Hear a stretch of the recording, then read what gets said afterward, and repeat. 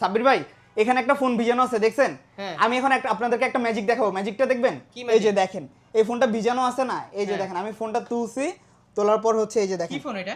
এটা হচ্ছে Y21D, কোন কি? যেটা একদম একেবারে নতুন নতুন আসছে আসছে, নাকি? একেবারে নতুন আসছে।